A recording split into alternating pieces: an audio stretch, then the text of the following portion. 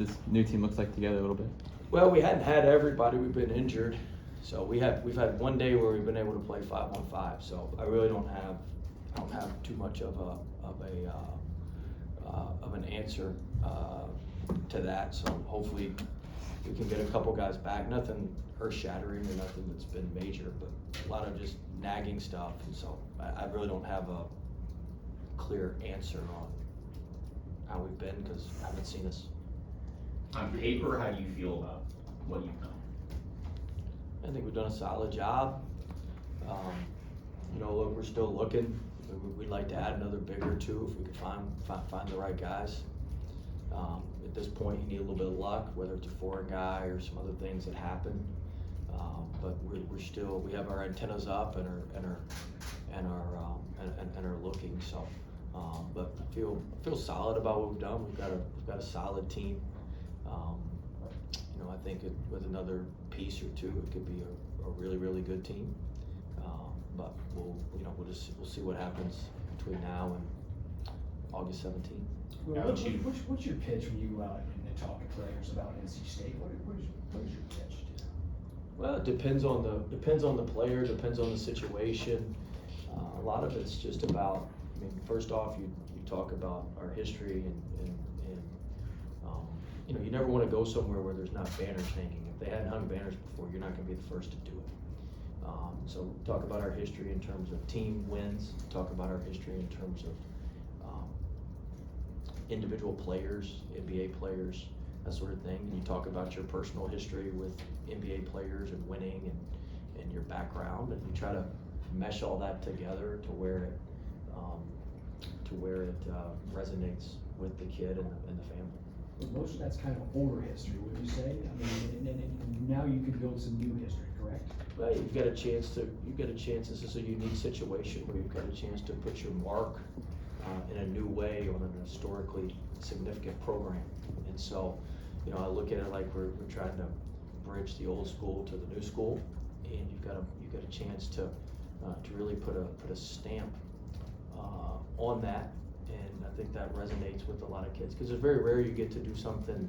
Everybody, likes to do things that have already been done. It's very rare you get to do something that hasn't been done, or you get to be a part of something that's new and unique. And I think that this gives, this program right now gives that opportunity. When you talked previously, you talked about guys coming in that just didn't have a chance maybe to get as much playing time or show what they could do in more time. When we talked to the assistant coaches, they talked about some of the metrics that they use to try to find those guys. As you're scouring the country trying to find an entire new team, how much are you relying on those metrics, those analytics that at least narrow the pool of what you guys are looking for? Yeah, the metrics are important. They lead you. Look at the metrics like GPS. It'll lead you to the neighborhood, and then sometimes you got to get off and go. All right, look, I know this is a little quicker than how GPS is telling me to go. Right? Because GPS is going to put you at the front door with your, getting out of your car. So you got to go around the clock. You got to go around the block and get out. Get out where you're on the right at the door. So sometimes the GPS leads you to the general vicinity, which is what the analytics do. And then once you get that conglomerate of players in the general vicinity, you got to watch the film, you got to crunch the numbers, and then say all right, this fits best for us, and we're going to do this. And this doesn't fit as well, even though the numbers look good, and we're going to throw this out. And so, I think that the analytics do a good job of whittling the field down to a workable number, and then you've got to go in and still got to use your instincts and your know-how once you get to that data set. Is there a certain number you look at, one, and then two, when did you become sort of a convert into that? We've seen it in other sports. We have an overall analytic stat that's specific to our program that it's a final score. So we look at that, and we know how we want that to add up, and we know where this team is, and we know there's so sometimes you're dealing in imperfect options. You're not dealing with perfect options, right? Especially in the transfer portal, right? There's really good players in there. There's some lemons in there too. You don't get to kick the tires on everybody and check the oil. Sometimes you got to make decisions pretty quickly. So first off, you gotta understand what imperfections you're willing to live with. If a kid's a little bit shorter for his position, we're willing to live with that. I think we have one of the best strength and conditioning programs in the country. We have 2 strength coaches, one of the few schools in the country that's 2 strength coaches for men's basketball. They're great nutritionists. So we're willing to deal with a kid who's a little bit skinnier, because we feel like we could, so we understand what imperfections that we're able to deal with. And so I think that the data, helps you whittle through that. But we look at our main score and how much we wanna add that up, and then also, when you're dealing with the imperfections, I'm wheeling around to get to the answer. When you're dealing with the imperfections, you also wanna figure out which of the ones you can fix quickest. And so, hey, he may be, our rating system goes to an 8, but this kid may be a 5.4, but he's maxed out at a 5.4 and he's gonna cost X amount. This kid may be a 4.8, but we see with a couple tweaks and a couple things that we've been pretty successful at, by the time the season starts, we think we can get him to a 5.8 and he's a little bit less. All right, well, we're gonna take that kid. So it allows you to see through that. I mean, so it's not just a strictly a numbers grab or a money grab, because you've also got to understand where your development strengths are, where your program strengths are, and what you can fix and what you can't fix. Now that you've had a chance to see him, your thoughts on Ben Lubin? It's been great. You know, he's very, very consistent. He's reliable. He's consistent. He's everything we thought he would be. His 3-point shot's getting better. I think he'll revert back to how he was when he played for Coach Stackhouse at Vanderbilt, where he had his best year statistically shooting it from 3. But we got to give him a little more help down there. I mean, look, he's done a great job. He's been a warrior for us. But we got to give him a little more help. You've mentioned the front court a little bit. You've already had the shift this offseason there. You know, could you take us through the process of kind of having the shift, what you guys were doing there, bringing in Scotty? Shift in terms of? You kind of we brought Scotty in, you had Paul signed. Yeah, so yeah, Paul's a great kid. He's going to Kansas. I wish he was here, but he's going to Kansas. But it's not his fault. It's not Paul's fault. I want to be very clear about that. It's not his fault. It's our fault. And so, but you know, we'd be a little better off with him. But look, we've got to go out. Yeah, we shifted to Scotty. I think Scotty's going to be a good player. He's been banged up. But I think Scotty, you know, look, he has an 18% offensive rebounding rate. That goes to your question. Some of the stuff we've been good at is offensive rebounding. He's one of the elite offensive rebounders in the minutes that he's played. So he's got one discernible skill that can help us. Now he's got a high foul rate too. He's got some other stuff that we've got to work around. But I think he can help us. But I mean, going into a season that thin on the front line is very, very tough when you're in a power conference. And asking those guys to play at a high level for 30 plus nights is tough. And so we need to get those guys, you know, we've got a scholarship or 2 left, and you know, you can always open up one if you can find a third. And so we need to get those guys some help. I mean, talking to your assistants, going back to something Brian asked, they emphasized winning, and you talked about the metrics and the analytics, but sometimes being a winner is kind of hard to quantify maybe other than the record. How do you kind of go about seeking out winners? Well, the analytics doesn't do that, but when you get it down into that, group, then you look, all right, well, this kid was at Houston, so he won. He played in the national championship game. You know, that's pretty simple for. I'm not very smart, but that is pretty simple to figure out. Once you get it into the group, if you like the numerics, then you can say, all right, well, this guy came from Michigan State who went to the Elite Eight. This guy came from, then you can start looking in there and say, all right, we value the winners in this group. Let's kick out some of the guys who haven't won as much. Now let's all things being equal, we're going to tilt towards the guys who have won. And then you look at like the teams that were in the Final Four and National Championship, like no 5 stars with Houston and Florida. I don't know if it's fair to compare to them yet, but like, do you look at them and be like, I think that's a BS narrative a lot of people put. Look, talent wins. Yeah. All right. And you can say what you want, but like there's a lot of luck involved in the tournament. But the team who shows up with the best players usually wins. And if the team who shows up with the best players is coached worth a damn, they're going to win a lot. All right. And that's just the way it works.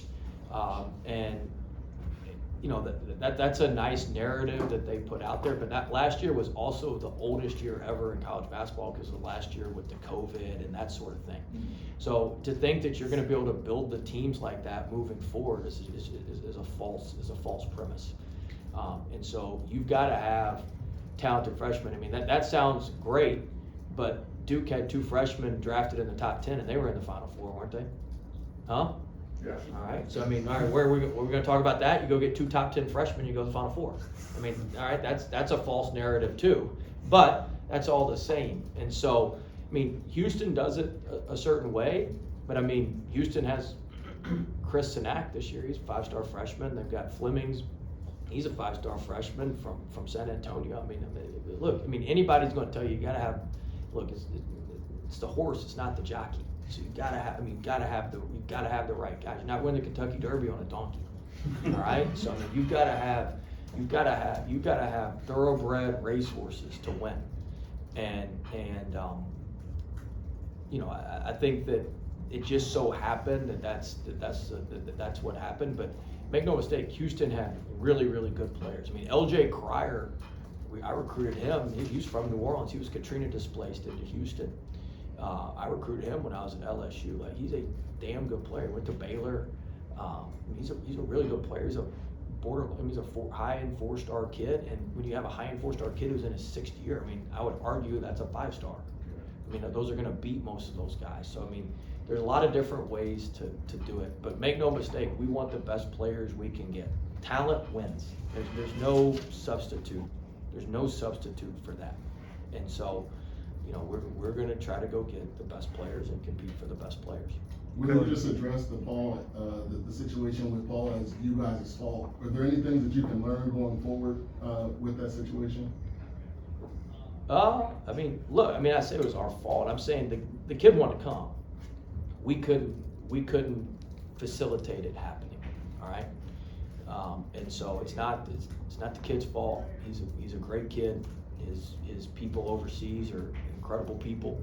His agents are really good people. All those folks are great people, and they handled it way better than I would have. And so, you know, look, you got to make tough decisions sometimes, and the tough decisions hurt individuals, but you have to make best decisions for your program. And so we were in a tough spot, and you know, some tough decisions were made, and it was unfortunate with Paul, but we wish him. I mean, I still talk to his agent and his people, and you know, I wish him nothing but the best, and I think he's going to be a very, very good player. Coach Wade, on that note, has dealing with players, one of the narratives about the NIL era going into it was, oh, if some players get more money than others, it'll destroy chemistry, which obviously doesn't happen in the pros, but that was one of the arguments against. Dumb argument. Yes. How you interact as a coach or deal with players changed in this era? No. I mean, they're still, it's all the same. I mean, damn, they're getting paid before. I mean, it's all the same. There's no difference in any of it. I mean, look, I guess what you're asking is, listen, if you try to coddle them and be nice to them and give in to everything they want, they're still transferring. So you might as well coach them how you want to coach them and play them how you want to play them, and then at the end of the year we'll figure it out. But I mean, if that's what you're asking, like if you're trying to dissect, but the thing with the money is the market. You know, look, I'd pay every kid on our roster $3 million if I could. All right, but that's not what the market bears. All right, this is America. It's the free markets. All right, so the free markets determine what the kid's value is, and then the schools or the programs pay what the market value is. And so when you try to cap markets, I mean, that's what's getting ready to go on right now. That's why they still need congressional help, even though the House settlement passed, because what they're doing is illegal. They're trying to cap the markets, and that's why they're still trying to go to Congress to get help. And until there's collective bargaining, you got to let the free markets reign, and they're trying to cap markets. So my point being, you know, the kids can get upset all they want, but they still decided to sign for that amount of money with whatever school they went to. And that was their market at that time. And hey, look, some of their markets are gonna go up, some of their markets are gonna go down. That doesn't mean you get to renegotiate in the middle of the year based on, that's great, you had a great game. Okay, you want more money, okay? That mean next time you have a bad game, I can take money from you? No, that's not how it works, that's why you have a contract. And so, that's the way things work, and so, I haven't changed what we do what we do, and, take it or leave it. Well, you mentioned the house settlement. How did you guys sort of anticipate that? Has it made any material changes so far, and sort of how are you approaching it now? Have you guys interacted with the clearinghouse much? We have not done anything with the clearinghouse yet. I was on the forefront of the other NIL movement. I'm trying to lay back on this and let some others learn their things. So we have not done any deals through the Deloitte clearinghouse yet. We've done all of ours is straight through revenue share. We will, but we're gonna let that thing even out. We're not gonna be the first to try any new things. There's a lot of stuff floating around out there that people are doing or people are attempting to do, and some circumvention methods, if you will. But we're not. All of our stuff is straight from the NIL contract, and it was paid out before July 1, or it rolled into a rev share contract, and the rev share will be paid out throughout the year. Now, I would assume as we go along, we will put some things in the obviously we'll put some things in the clearinghouse, but, I think I read something where, I think like 80 deals have been passed through or something like that right now. They've got 300 deals, but to Luke's point, they're still dealing with a bunch of legal ramifications. They still gotta get the plaintiff's attorneys to agree to some of them. There's a lot of other stuff, so. Now, August 1st, they gotta start reporting what's in that thing, so we'll have a better sense then of what the market is. But I still believe it goes back to what I was saying. I mean, you have a hard time, I think the numbers are gonna come down some. I don't think it's gonna come down as drastically as everybody thinks. Now, the market was up almost 180% this year.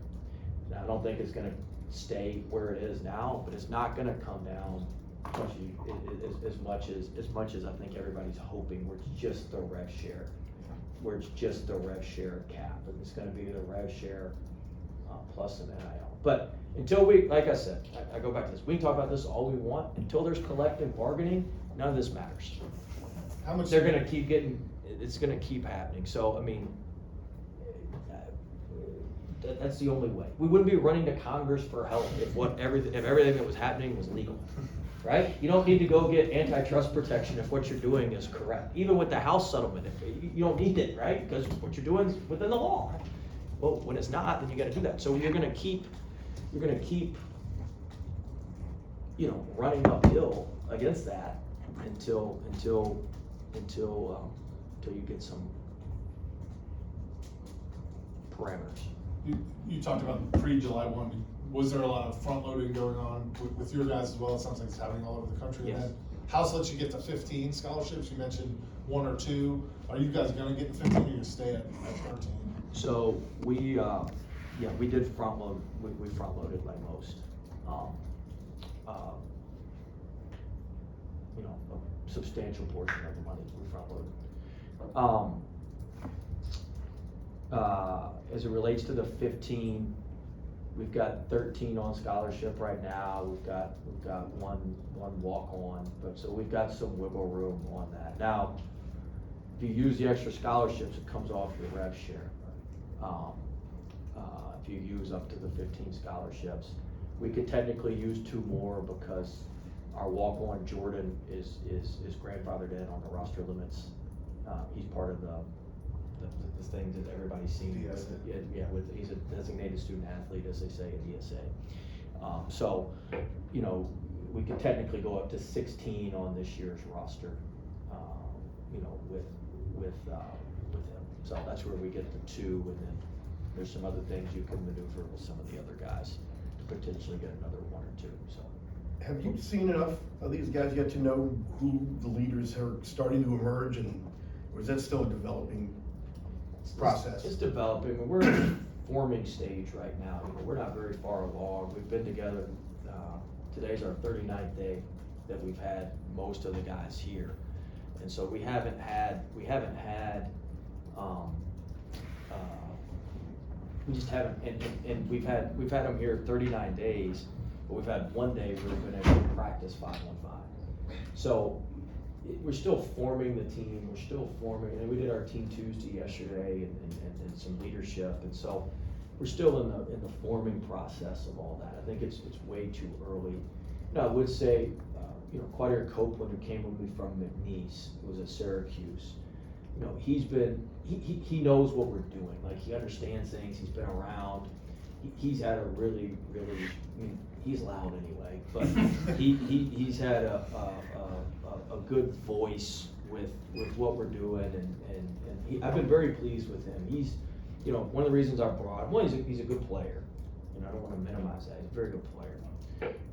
But I also knew he could kind of translate what I'm doing to everybody else. Say, all right, look, guy's a little nuts, but hey, look, here's what happens. You know, this is how it's going to work.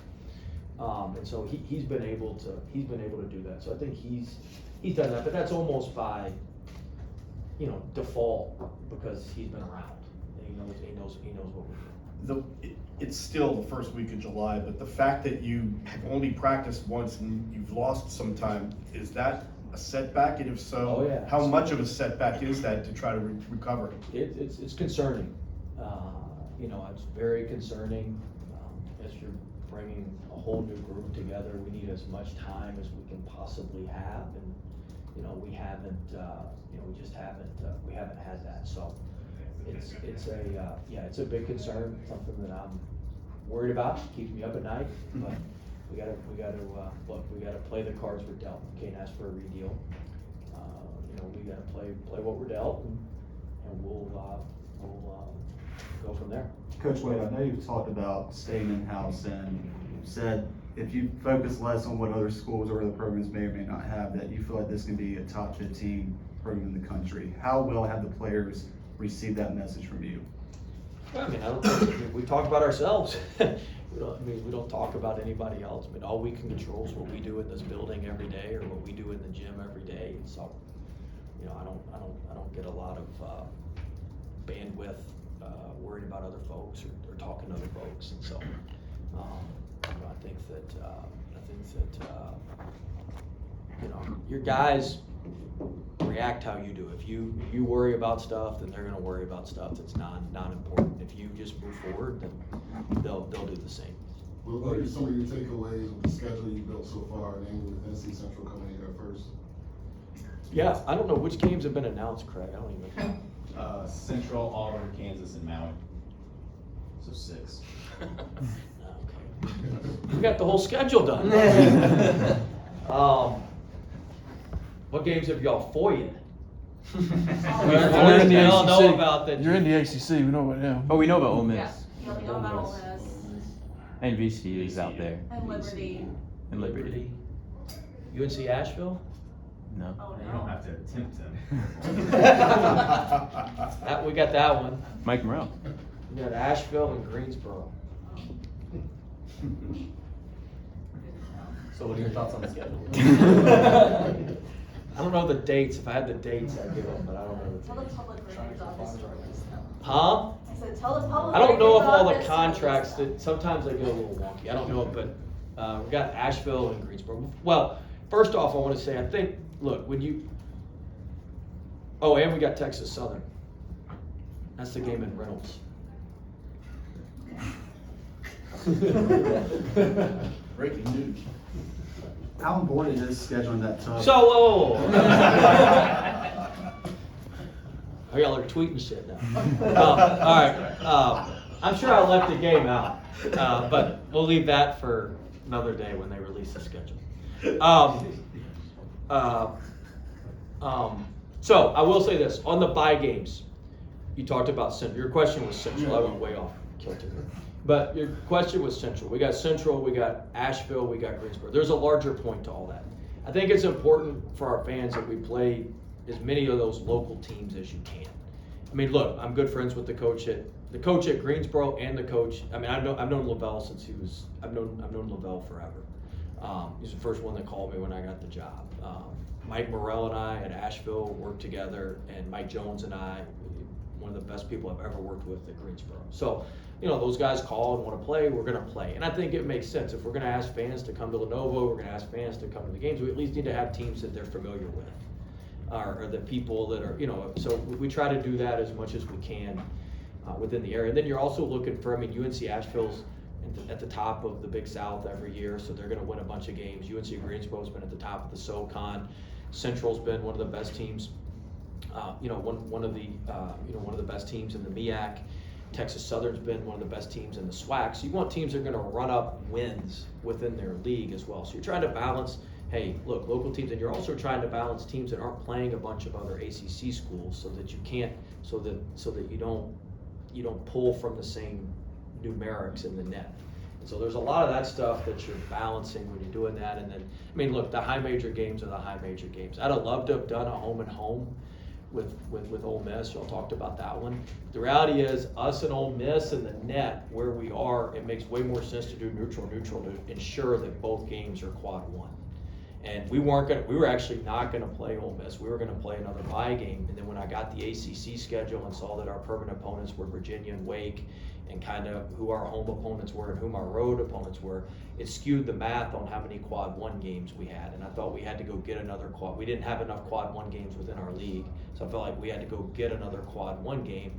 And that's when we went and scheduled Ole Miss. And we talked initially with Beard about doing a home and home. But then it was like, well, look, our numbers are a little shaky. Your numbers are better than ours.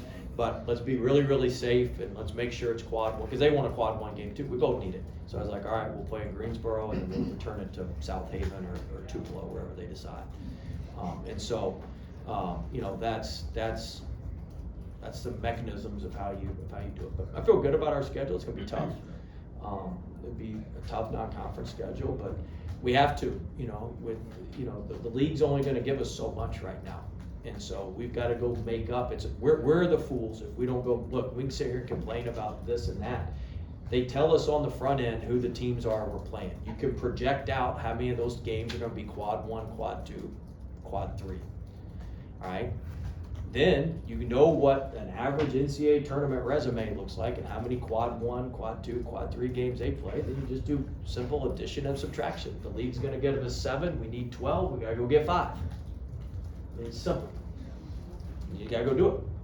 You're known for kind of your big public personality, but your assistants all have talked about there's like a gentler side to you. You know, is that something that you've developed, or is it something that, you know, you've always, you know, that you've been able to connect with people in your life, you know? No, I mean, I think, look, I long ago quit caring what the public thought. All right? And so I do care what the people who are around me every day think, because they see me every day. You guys come in here to a press conference, we talk for 30 minutes, we all go on our separate ways, we'll see each other again in 6 weeks, right? And then we'll see each other again every day, every week for, you know, a couple months, and then we'll move on. You'll have a better sense of things then. So, you know, what's thought here, it doesn't really affect me. It used to bother me, but doesn't anymore. But I do care what our people every day think, and so, you know, it's my job. I'm the leader of the program, so it's my job to serve all of our folks, whether that be our players, that be our managers, that be our assistants, that be our support staff, whoever it may be. You know, they're dependent on me. I'm dependent on them to a big extent as well. But it's my job to serve them. And, you know, whatever hat that is that I have to wear. I mean, we came in here, 10:30, we did the press conference. I've already worn like 8 different hats this morning with different people. But that's part of, you know, that's part of what it is. And I enjoy that part of it. Look, you do this for people. You do this for the relationships.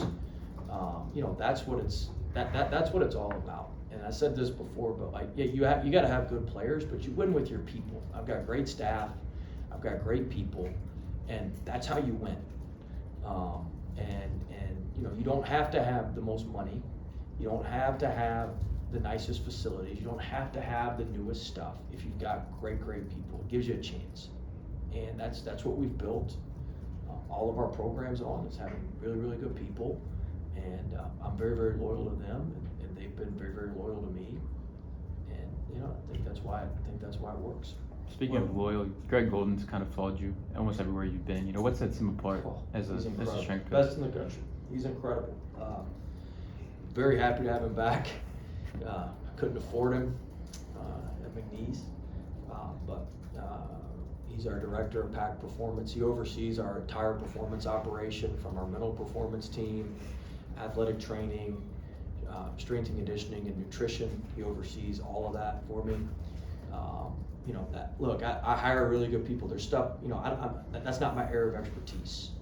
All right, that's not my area of expertise. So I hire really good people, and he can put it in data that is very, very simple for me to understand. And I know this: our guys are strong, our guys are well conditioned, and we don't have soft tissue injuries. And so, you know, that's a good sign. But that's a good sign that we've got a good, really good program. And he's, you know, he has a real depth of knowledge. It takes a lot of stuff off my plate that one, I'm not all that interested in, and two, I don't know anything about. And so, you know, you got to have experts and stuff. I don't know everything. You know, and as a head coach, you're pulled in a lot of different directions. You want to do the stuff that gives you energy, and you want other people to do the stuff that gives them energy that would drain your energy. And so a lot of the stuff that would drain my energy worrying about, he loves it. Have at it, buddy. Just update me and let me know. How do you kind of manage not having him for 2 years in McNeese? I have Steve, who's with us here, and Steve did a great job at McNeese. That's why I brought Steve, and so those guys are kind of a tag team here. And you know, it's I've always had really good folks, but Greg and Steve knew each other. That's why I hired Steve at McNeese, but Steve was a little more economical. And Steve does a great job, and he you know, Steve did a phenomenal job for us at McNeese, and that's why I brought him here, and I thought it was important that we had both of them. What do you say about the buy-in for NC State to go out and not only hire a GM, but assistant GM, not only go out and hire the strength coach, but hire somebody that can help them? Well, I think a lot's been made of that. I mean, first off, everybody has that now. If you don't have that, you're dead. Yeah. And second off, like, we haven't really added any position, we just changed some titles. Like, there's people we got the same number of people sitting in the same number of desks. We just rearranged the desks. So it's not like it's been some, like, you know, just massive, or just dropping people off everywhere, right? So, I mean, I think that, look, the way I go about things is different than maybe the previous staff went about things. I want to say this, you know, Coach Keys did a good job here now. This is, the more I'm here, like, he did a good job. I know, you know, it didn't end how I wanted it to end, but there'll be a bunch of high major schools that want to hire him again, and he did a much better job than he's given credit for. Took this program to the Final Four, took this program to the NCAA tournament about half of his years, if you count the COVID years. That ain't bad with some of the resources and some of what he had. He did a damn good job. And he doesn't get the credit. He doesn't get the credit that he deserves. I'd be remiss if I didn't say that. But he did a damn good job. And our fans should be appreciative of him, and our folks should be appreciative of him. And he'll land back on his feet, and he's gonna win. Have you He's had gonna to win. talk to him? He's gonna win. When you Yes, were sir. hired, sir, there was a lot of enthusiasm, a lot of excitement. Is that still going on in your interactions with the public? And when you interact with folks and you know, maybe out of state recruit, how are they reacting hearing from NC State? Well, I you know, first off, I'm pretty much in the office and go home every day. I'm not out and about a bunch, and usually when I'm out recruiting. But I do see, you know, the fans are.